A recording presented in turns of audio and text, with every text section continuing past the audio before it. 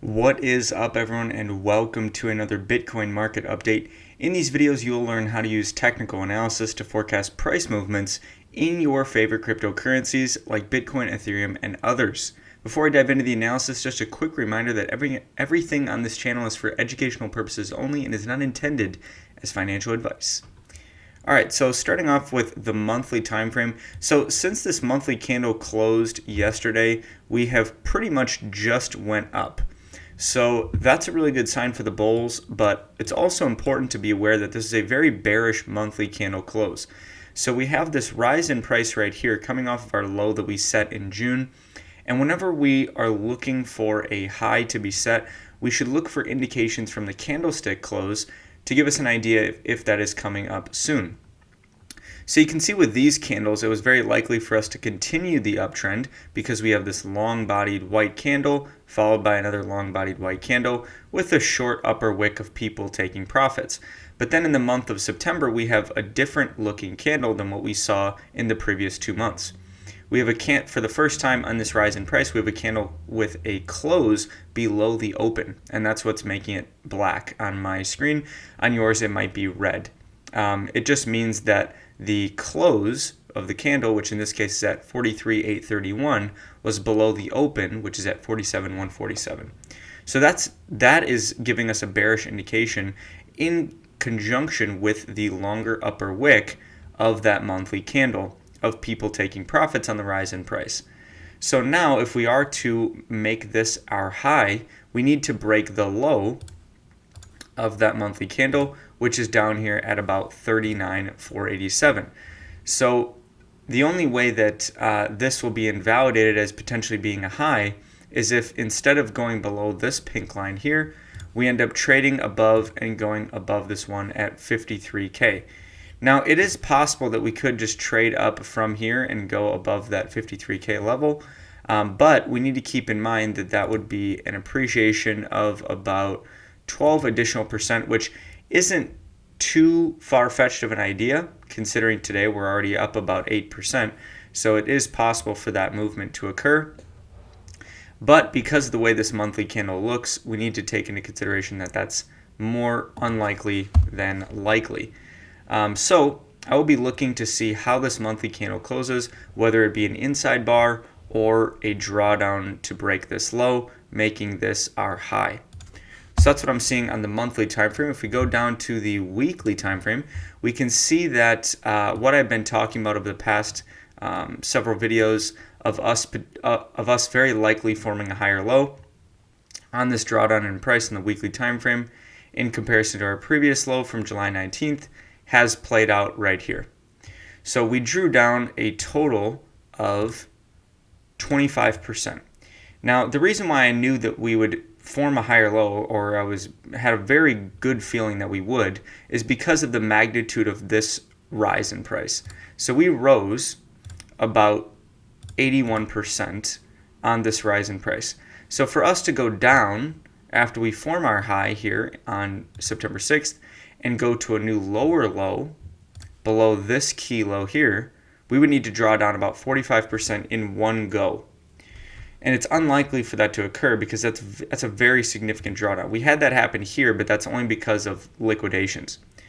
So in this case, we know that it's likely for us to bounce. So what we can do is we can look for buying opportunities on the drawdown in price, wherever we think the price might be bouncing from. So, clearly the low was set here on September 20th. But we can see that a couple indications that we could have used to forecast this bounce would be the longer lower wick here of this weekly candle, the previous candle being actually a white candle, and the previous candle after that having a longer lower wick as well. So people were buying the dip even back here on September 6th. So that gives us an indication that it's likely that we will start to see a bounce, or people will start to buy to price in the fact that it's likely we're going to form a higher low in this week of September 20th. So the way we know that our higher low has been set is we have to breach the high of the previous candle, and that's what we did right here, 47,357. You can see the price went above that, making this right here our low. So now that we've set that, what I talked about in the last video was us coming up and forming a lower high somewhere below the previous high that we set here at 53K. And the reason is because at this point we've already bounced about 21% off of our low. So that's a pretty significant bounce. So it's likely that we're going to come up, we're going to form a lower high somewhere below the one that we previously set here. So what that means is, one way we can play this is we can say, all right, we're going to hedge our long positions by going short, and we're going to put our stop loss above this key high, because we believe that it's likely for us to form a lower high versus going above and forming a higher high on this rising price. So we can, our first entry can be right at the top of this weekly candle here, because we know that that level has to get hit for this to be turned into a low. We can also then scale in some more up at maybe like 49,000, another one at 50,000, and you can layer in those bids to get higher fills on your short entries for a potential drawdown in price. So then where is the potential target for the trade? Well, there's obviously a lot of different ways that could go, but if we go back to the monthly time frame, we can see that the ultimate target could be at least this candle's low to make this a high. So that would be 39,487. So if we go to the weekly time frame, 39,487, we can pull it down. It is the bottom of this low, so right around here. And you can see that the risk reward ratio, if we were to get, let's say we even pull this down a bit and we only get filled, right around like where we just got to and maybe a little bit higher. So maybe right around like, let's say 48.8 roughly. So even with that, that's a 2.25 risk reward ratio with about a 19% profit potential if this ends up playing out. So this is a potential trade that I'm looking at potentially taking, and it's very simple based off of just the magnitude of moves. I did the same exact thing on this rise in price where I was saying, okay, if we go above this key high, I want to be out of the trade. But until that point, once we get up here, I'm going to start looking to go short, right? Or sell some of my Bitcoin in this case. So, you sell some of your Bitcoin up here, we get the drawdown, you can buy it back. We come up again, you can sell it again, and then we come down, and then it's going to be a matter of, are we going to form a higher low or a lower high? So that is the weekly time frame. If we go down to the 3-day real quick, briefly, you can see that we're getting a pretty aggressive rise in price coming into this gray resistance zone that we printed back here on August 29th. This is from our bull trend where we have a low, high, higher low, higher high pattern. That's the same exact pattern we always see for the bull trends. So once we see that with 2 candle closes like we see here and here above the key high here from August 29th, we know that we have confirmed a bull trend, and a last down candle before this up move where we confirm the bull trend will be our potential support zone. But what we see is we push right through that zone and close 2 candlesticks below it. So now it flips from a support zone to a resistance. So you can see that here was the potential entry here for this, playing this as resistance, and here's your profit potential here. Now this is a 3-day level, so 3-day levels typically will hold for more than just one test of them before it gets broken through. So you can see that we've tested this level once here. We ran into it. We weakened the resistance level because the people that wanted to take this trade already took the trade here. So now when we come into it again, there's less people willing to sell because they already took the trade here when this level was the strongest because it hadn't been tested yet. So now there's less people to sell, so it's weaker.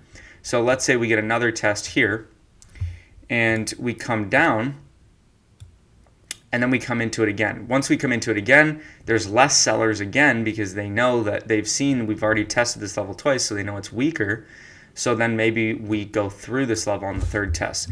But because it's a 3-day level, it's likely that this test here will end up holding as resistance again, in my opinion, just based on the time frame of that resistance level. And that level goes from about 46.7 up to about 49.7. If we go down to the 2-day time frame, I talked about this on the last video. I said it's very likely that After this 2-day candle close, we're going to see a rise in price.